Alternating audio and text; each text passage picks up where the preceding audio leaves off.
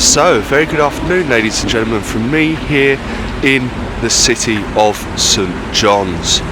And let me tell you something, from yesterday the weather has changed drastically. Yesterday was about 22 degrees and I even got sunburn. And well, today the temperature is at 8 degrees at the moment. It's 5 o'clock in the evening.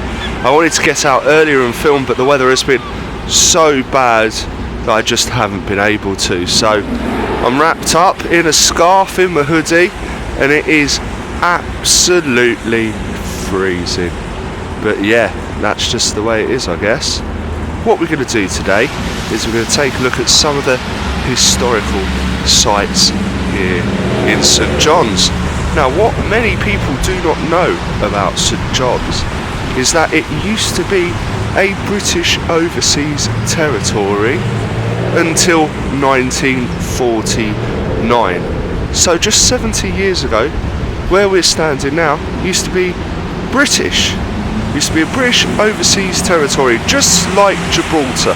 And another similarity St John's has with Gibraltar is it's also known as the Rock.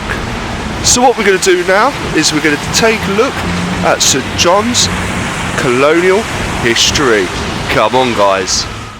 So it is the 12th of June today, 2025, and as I just said, and as you can see, the weather isn't the best, but let's take a look and let's do some signature flag shots, as we do like these on the channel. And we have come to the point where St John's was discovered by the conquerors, the British conquerors back in the day. We've also come to Newfoundland's National War Memorial, and this is all in the same square. So that is the spot where Sir Humphrey Gilbert landed in 1583, taking possession of this territory. Very, very interesting, guys. This is where Newfoundland was proclaimed British. So let's continue our tour. Well, how interesting is that, guys? That spot there marks the exact spot where the settlers landed, or where the colonialists landed in the 1500s, where they found this place and they named it. So yeah, really important piece of history, and it was in the 1500s where this island was first discovered and first came under British rule. And they stayed a part of British rule for almost 400 years, or a little over 400 years. On the 31st of March 1949, the people of Newfoundland voted. They voted 52% to go and join Canada and to stop being a British overseas territory. So really, really interesting, guys. 52 to 48, very similar to our very recent Brexit vote. Bloody traitors, if you ask me. I hope you enjoy your maple syrup. That was just a joke. But yeah, let's continue exploring this wonderful statue, and we also get a lovely shot of the flags here. Can you notice they are flying the Union Jack? And look at the similarities to the Newfoundland flag compared to our British flags. I don't know if you spotted that, but absolutely fantastic war memorial here. And out of shot of the camera there are 2 security guards, so they do look after their sacred monuments here in St John's. But let's just take a little sweep of the high street here as we're going to make our way up the hill towards Bannerman Park. So as war memorials go, I think that one was very, very impressive, very clean, very immaculate, even had round-the-clock security, so decent to see.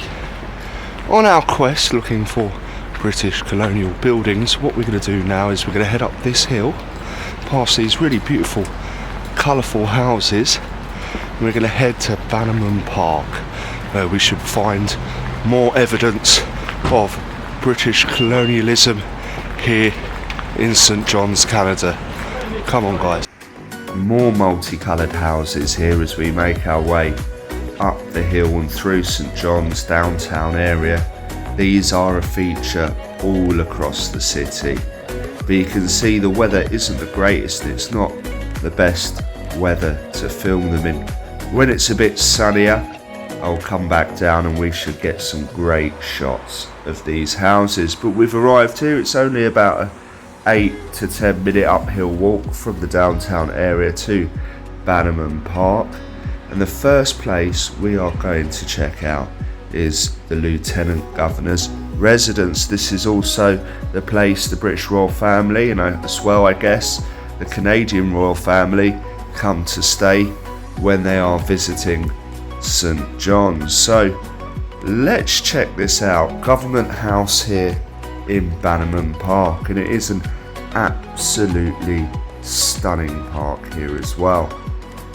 So let's explore the Governor's house, and it's amazing how close we can get to the building. This is actually the park. I am sticking the camera over the fence, and this is the back garden of the residence. Also you can see as well, you can see the building there, and as I said, not too much security. There is just one guy sitting in a little booth, but you can get really close to the building, which is really interesting, really nice to see. I'm not sure if they do open it up to the public, but it certainly was not open when I was there. We can see it's quite a classical British design building, isn't it, with those bricks?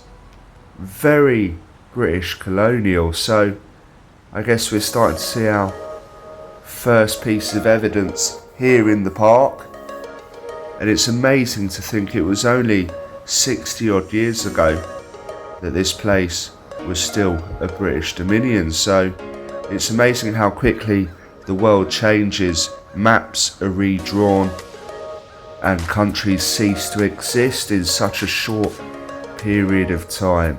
And this is an absolutely brilliant example. But let's pan around and we can see the gardens here leading out to the park. Now, it's quite a large park, and it's definitely worth a visit here if you like outdoor space. Wow guys, look at this building behind me. Absolutely fantastic. This was the old governor of Newfoundland's residence here. Well, Newfoundland, that's how we say it for English. If you're a local here, they call it Newfoundland. So I will try and do it the local way in case any locals do watch this video. But there we are, our most striking piece of evidence that these lands once used to be British, the governor's residence.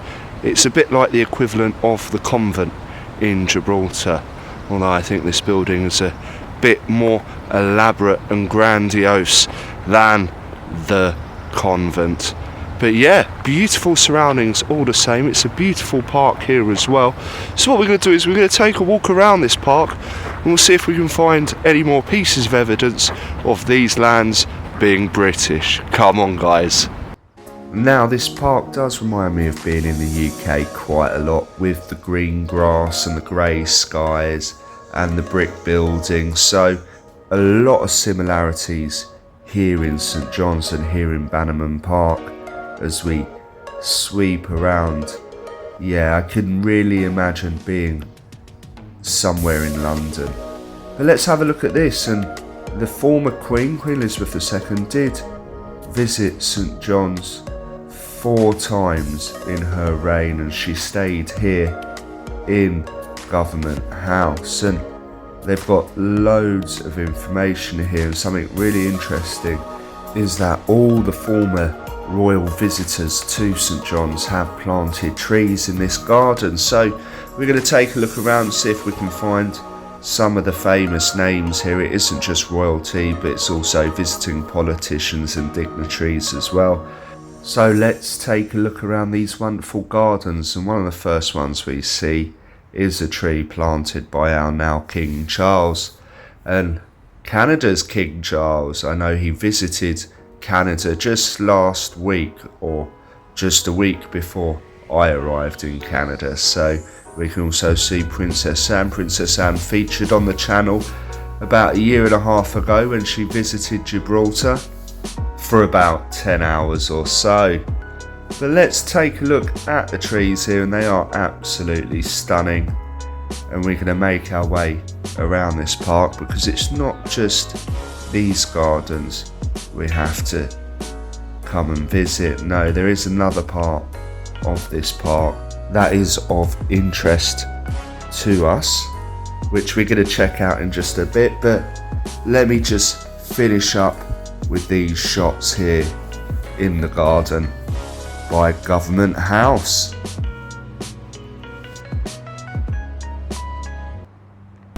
I can't believe how quickly we've found more links between Canada and the UK. Just a short distance walk from the governor's residence, you can find this little garden here, and there's so many different trees planted by different members of the royal family. And we forget, even though they are our royal family being British, they are also the Canadians' royal family and the royal family of 14 different other countries. So yeah, absolutely fantastic to see our links ingrained in this park here in the middle of St John's. What a fantastic place. Let's keep looking around and let's try and find some more old British relics. Come on.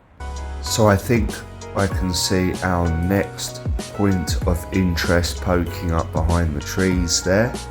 But let's pan around to this beautiful open space. Now, it's not too busy today. As I say, the weather has really nosedived from yesterday when it was 23, 24 degrees. Today, where the top temperature is only 8 degrees Celsius. So really, really cold. But the funny thing is, tomorrow's forecast is saying it's going to be sunny, warm and 24 degrees again. So I look forward to that, and that's why we haven't been able to film too many videos today, because the weather has just been so atrocious. There was heavy rain this morning and I was not taking the camera out in those weather conditions.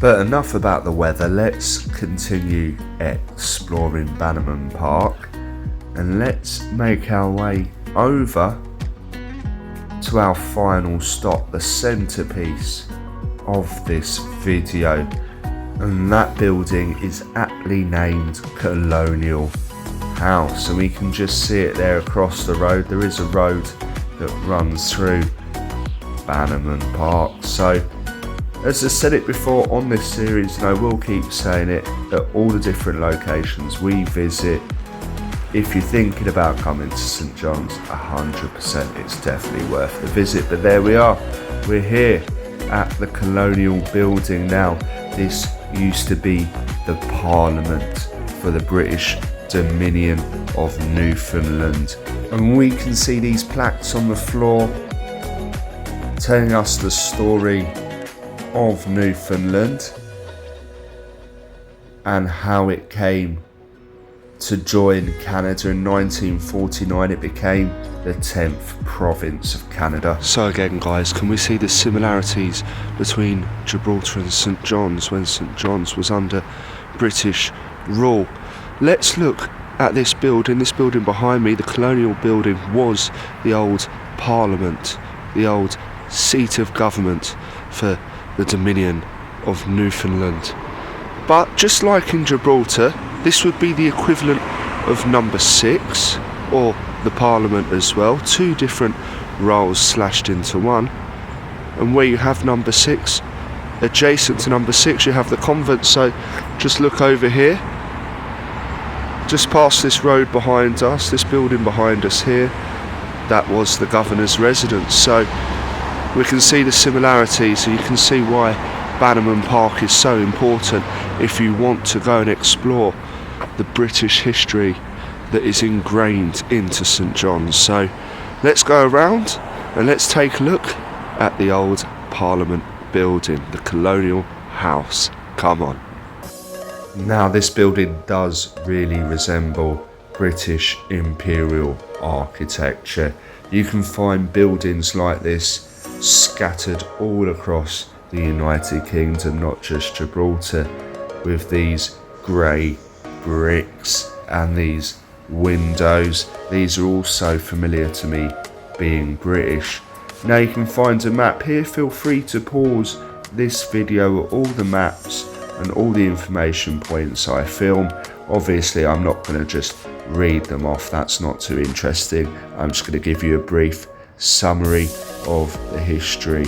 But here we've got something really interesting. This is a memorial to the Newfoundland Rangers, which were a British military force here in Newfoundland. So very interesting to see. They fought in the First and Second World War, obviously on our side. But let's take a closer look at this fantastic building here. And it is very, very nice to see here in Canada, but it's also very weirdly familiar, this type of building. So we can see this is, for me, the biggest piece of evidence and the last remaining sign here, the biggest remaining sign that Newfoundland was a British territory. Now, I have to be honest with you, I'm not too sure if this building is still in operation now. I'm not too sure if you can visit it also, but I'm here quite late. As I say, the weather really dampened our filming day and stopped us from getting out and filming. But let's take a pan shot here. This is Bannerman Park from the side of the colonial building, and it is just such a peaceful place. Look at that, we can see the colonial building, the former parliament here, from a few different angles as well. Wow guys, it's incredible to think we're standing outside a defunct parliament of a country that no longer exists, the British Dominion of Newfoundland. In 1949 they joined Canada, and if you ask me, I think they're probably better off for joining Canada. This city definitely feels more Canadian than British now, although you can see so many different buildings from the past that do remind you of the UK. So absolutely beautiful mix of cultures here. If you're thinking about visiting St John's, it should definitely be on your list. But what I want to do now is I want to take a closer look at the building, see if we can, I don't know, sneak the camera through a window and see what's inside. Come on guys. So up there we can see the shield of the monarch on top of the colonial building, and look at that. This is such typical British architecture. I think this looks like most town halls in most towns across the UK. It's this mock Greek style, isn't it? I think everyone is familiar with this type of building watching this video. But let's just pan around and let's take a look at the surrounding areas. There we can see the gates, and that is the entrance to the park, and we can attempt to put the camera through the window, but unfortunately we can't get a good peek inside. But this has been an absolutely incredible journey, and it's been lovely to see evidence of this area being a British territory. But what we need to do now is we need to wrap this up, and we need to call it a day, guys. Well, I guess that's it from me here at Colonial House this afternoon. It's a shame the weather really ruined our filming plans. I was meant to do 3 videos today, but I could only do this one. So there we are. I hope you liked it, guys. I hope you found it interesting. I hope you like the comparisons between Gibraltar, which is still a British overseas territory, and St John's, Newfoundland, which is no longer a British overseas territory. I found it quite interesting. I definitely enjoyed the walk anyway. But from me here in a very cold St. John's. Thank you for watching as always, guys, and I shall see you all on the next adventure.